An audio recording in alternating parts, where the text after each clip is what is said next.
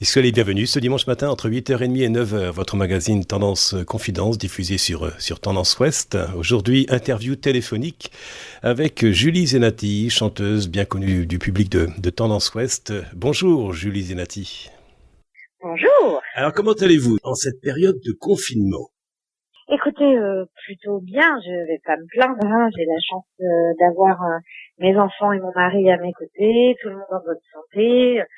Donc voilà, on est très reconnaissant du travail effectué par le personnel soignant, par tous les gens qui font notre quotidien, et que ce soit les enseignantes qui envoient des devoirs, que ce soit les livreurs, les caissiers, tout ça, qui font que quand même, on n'a pas trop le droit de se plaindre. Donc je dirais que ça va. Et le soir à 20h, est-ce que vous applaudissez à la fenêtre pour remercier toutes ces personnes qui prennent aussi soin des autres? Eh bien, évidemment, évidemment, nous sommes à notre fenêtre avec les enfants maintenant qui ont bien compris le principe de la casserole avec la cuillère. Et en fait, dès que j'ouvre la fenêtre dans la journée, mon fils qui a 2 ans et demi se met automatiquement à aller chercher une casserole et à commencer à taper. Je dis non, c'est pas l'heure, c'est pas encore l'heure, c'est 20h. Voilà, donc oui, ça fait partie du rituel de la journée et voilà, et c'est très émouvant. De mon côté, ça siffle, ça applaudit, c'est très joli comme moment de rassemblement, et de notre fenêtre, c'est très émouvant. Et comment trouvez-vous le bon diapason entre votre vie de famille et votre vie de chanteuse, Julie Zenati? Bon, on se débrouille, hein. Je travaille beaucoup pendant la sieste de mon fils. Ma fille est plus grande, donc elle se gère. Je travaille beaucoup, oui, pendant la sieste de mon fils ou la nuit. Là, je suis en train de terminer l'album puisqu'il aurait dû sortir mi-mai. Donc, je fais mes voix à la maison. Les musiciens travaillent de chez eux. En même temps, on finit le graphisme de l'album et tout ça via Skype, FaceTime, enfin toutes les technologies d'aujourd'hui. Et moi, je travaille un peu par intermittence entre les déjeuners, les puzzles et la classe. La musique est donc toujours en liberté, elle n'est pas en confinement? Non, la musique n'est pas en confinement, la création n'est jamais en confinement, puisque c'est un espace de liberté absolue et intouchable. Après, évidemment, on a tous très très peur de l'après, c'est-à-dire que, par exemple, je viens chanter à Nantes le 13 septembre, le spectacle donc a été reporté. Je me mets à la place d'un spectateur, je me pose la question, est-ce que moi je vais avoir envie d'aller voir un spectacle? Oui, mais est-ce que je vais pas avoir peur d'aller m'asseoir dans une salle de spectacle, dans un endroit fermé où les gens sont un peu collés les uns aux autres? Il y a évidemment cette peur à un moment de pas retrouver ce qu'on aime plus que tout, ce sont les gens. Parce que faire de la musique chez soi et puis faire un album chacun de son côté, c'est très frustrant. Parce que là, on est en train de terminer l'album et on se parle que de manière virtuelle. Je ne sens pas les vibrations de la batterie. Je suis pas à côté du pianiste quand il joue. Enfin, même s'il y a une liberté au niveau de l'espace, on a en fait quand même besoin de proximité et de rassemblement pour pouvoir créer et surtout partager notre musique. Et votre prochain album a un nom qui fait rêver, hein, Refaire danser les fleurs. Et vous avez encore un peu de travail, je crois, avant d'offrir le bouquet final aux auditeurs. La chance qu'on a eue, c'est qu'on était sur la fin de l'album. Donc heureusement, on avait déjà notre petit espace musical et notre univers créé. Mais c'est sûr que c'est pas la même chose. Moi, quand je fais mes voix après avoir fait le ménage, coucher les enfants et la maîtresse, que quand je suis toute la journée à écouter un piano, à écouter des harmonies, etc. C'est sûr que ça apporte autre chose. Mais après, ça apportera quoi qu'il arrive quelque chose de différent, parce que la musique que l'on met sur un album, c'est très souvent des instants de vie, et le confinement fera partie intégrante de cet album. Après, moi, en tout cas, la chance de pouvoir continuer mon métier malgré cette période de confinement. Donc c'est déjà incroyable. Et pour les personnes qui rêvent de montagne, qui rêvent de la mer, qui rêvent aussi peut-être simplement d'un coin de pelouse ou d'un balcon et qui restent confinées chez elles, la musique est une invitation au voyage. Vous prenez conscience, Julie Zenati, de cette importance qui est votre métier de chanteuse? Oui, bien sûr, j'en prends conscience au travers des messages que je reçois. C'est-à-dire, ça m'étonne toujours qu'on me remercie pour ma musique. Et c'est vrai que moi, les réseaux sociaux, je m'en sers un peu, mais je sais pas l'endroit où je communique le plus. Et pour autant, avec cette période de confinement, je communique beaucoup plus. Et puis, par exemple, un truc que je n'ai jamais fait, mais avec ma fille qui est grande. On partage beaucoup de musique toutes les deux. Et un soir, pour rigoler, on s'est mis toutes les deux à imaginer un espèce de clip sur refaire danser les fleurs, et elle me jetait des pétales en plein visage. Enfin, c'était assez absurde et très très drôle. Ça, par exemple, si on n'avait pas été confinés, je pense que c'est une vidéo que j'aurais gardée pour moi et je l'aurais pas partagée. Et je l'ai partagée sur les réseaux parce que c'était un vrai moment de bonheur, de simplicité, de sincérité. Et d'ailleurs, j'ai eu en retour beaucoup de merci de partager ce quotidien-là avec nous, etc. J'ai vraiment le sentiment, effectivement, que les artistes en général peuvent permettre aux gens de s'évader un petit peu et effectivement mettre des images quand leurs décors n'ont pas forcément de verre, de mer, d'air ou de soleil, quoi. Et est-ce que c'est votre vie que vous mettez en parole et en musique? Oui, c'est toujours ma vie ou la vision que j'en ai, ou en tout cas des expériences proches qui ont à un moment confronté, ou heurté ou partagé ma vie. Moi, je ne sais écrire que ce que je ressens et donc ce que je vis. C'est aussi pour ça que parfois je mets du temps entre plusieurs albums, c'est que j'ai besoin de vivre pour écrire, quoi. Vous avez également participé comme chanteuse à la comédie musicale Notre-Dame de Paris. Cet édifice religieux a été détruit en partie par cet incendie il y a 1 an. Comment vous avez réagi lorsque vous avez vu ces flammes? Alors c'est très étrange parce que j'ai eu l'impression que c'était un petit bout, de manière très égoïste, de mon histoire qui s'envolait un peu. Forcément parce que Notre-Dame de Paris, je l'ai d'abord côtoyée comme tous les lycéens au travers de son œuvre, au travers de Victor Hugo, bien sûr. Et puis moi, très très vite, Notre-Dame de Paris, c'est devenu ma maison, c'est devenu mon refuge, c'est devenu ma famille, parce que voilà, le succès de cette comédie musicale avec ces 6 autres chanteurs qui sont devenus des amis. C'est sûr que quand cet incendie nous a brûlé les yeux, parce que c'était vraiment tellement incroyable et tellement inattendu, et de voir cette flèche tomber, enfin, oui, c'était un moment très étrange parce que je me suis dit waouh, le nombre de gens qui ont un souvenir avec cette grande dame. Tous les gens du monde entier qui viennent à Paris vont se photographier sur le parvis de Notre-Dame. Elle fait partie de tellement de photos de vacances, de souvenirs, de livres d'histoire. Je me suis dit voilà, c'est fou ce que peut provoquer un monument. C'était assez troublant. Que ce soit l'incendie d'un édifice ou l'épidémie, nous sommes renvoyés à un mot que vous avez également chanté, Julie Zenati, le mot fragile. C'était votre premier album. Oui, ça serait un mix entre fragile et la vie fait ce qu'elle veut. C'est vrai qu'en même temps, ce qu'on vit est horrible et très surréaliste aussi, parce que qui aurait pu penser que on nous aurait écrit ce scénario, on n'y aurait pas cru. On peut l'accepter de Spielberg, mais je crois qu'on n'aurait jamais cru que ça pouvait nous arriver. C'est-à-dire le monde entier a peur, le monde entier est bloqué, le monde entier se demande à quel moment on pourra revoyager, repasser les frontières, à quel moment ça va s'arrêter, comment va être notre vie d'après. Donc oui, la fragilité de l'homme en général. Je crois que au-delà de la ressentir, on en prend conscience parce que parfois on peut ressentir des choses et se mentir. Là, je crois que on se rend surtout compte que l'homme est vulnérable et qu'il va falloir qu'on réfléchisse à la façon dont on doit vivre après ça, parce qu'il doit y avoir un après.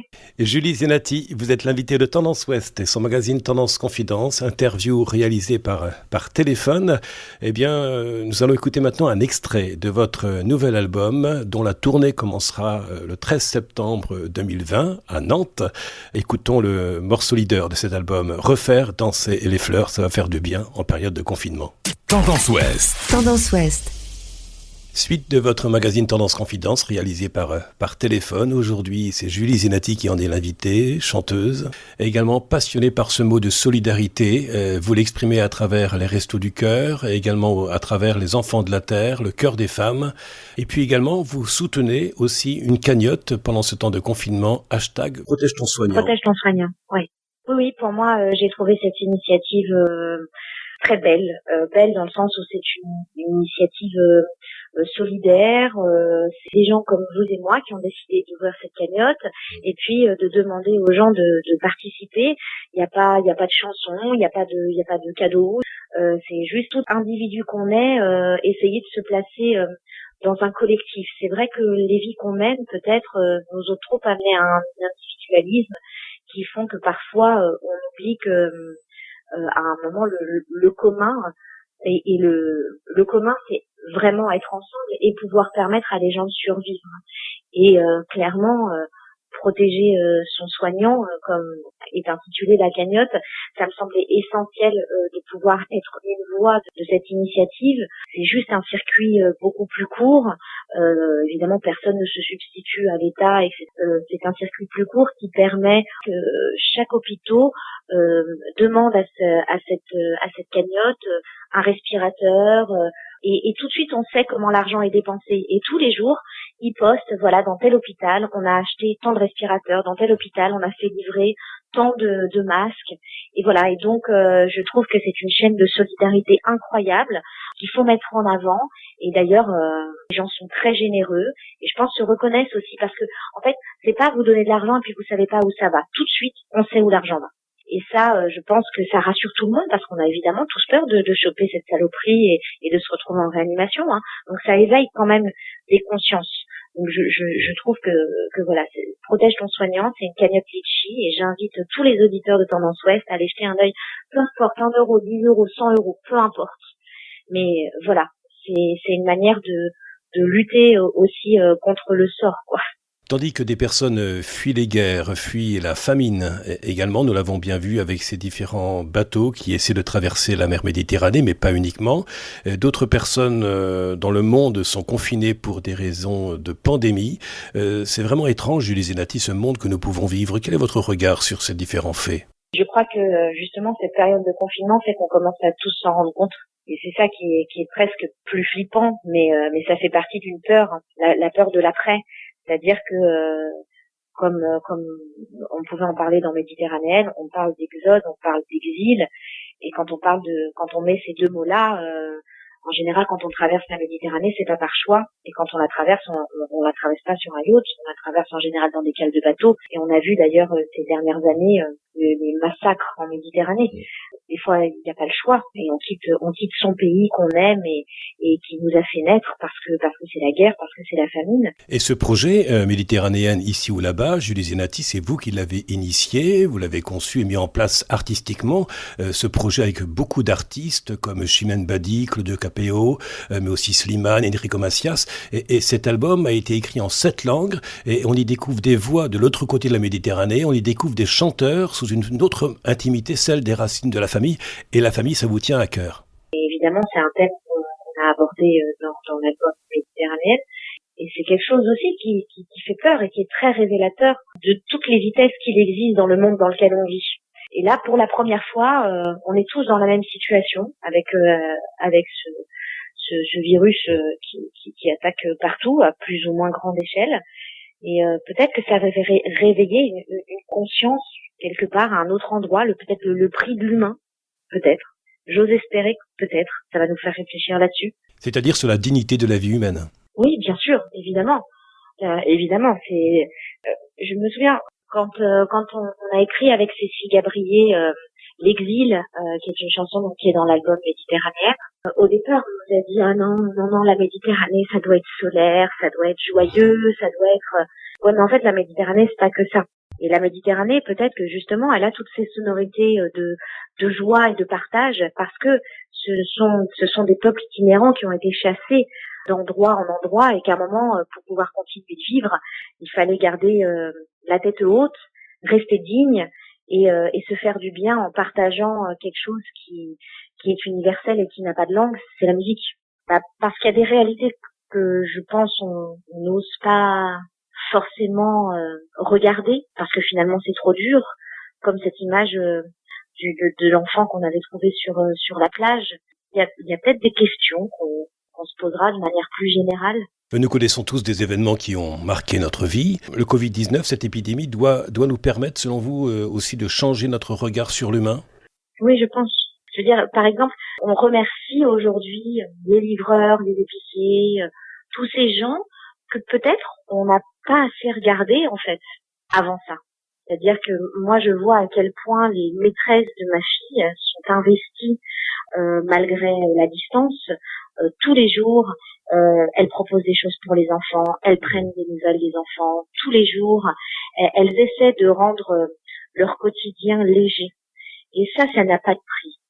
Et donc je pense que ça révèle aussi une population de gens qu'on n'a peut-être pas assez estimée. Votre précédent album avait comme nom Tout est plus pop et votre dernier titre, votre dernier album s'appelle Refaire danser les fleurs. Et j'imagine que toute cette année 2020 et 2021 va donc avoir un goût d'été aussi grâce à vous. Vous allez dépasser les dates qui étaient initialement prévues puisque votre tournée ne commencera qu'en septembre 2020. Oui, bien, de toute manière, avec tous ces décalages, oui, bien sûr. Puis je pense même que il y aura l'été 2021, mais tout va être annoncé au moment où on saura exactement où on en est et au moment où on est sûr que la population est aussi en sécurité.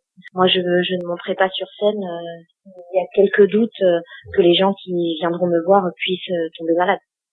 Julie Zenati, je rappelle que vous soutenez une cagnotte hashtag protège ton soignant.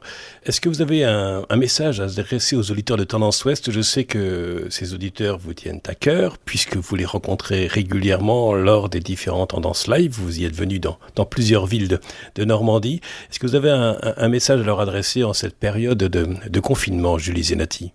Ce que j'aimerais dire, c'est évidemment merci déjà.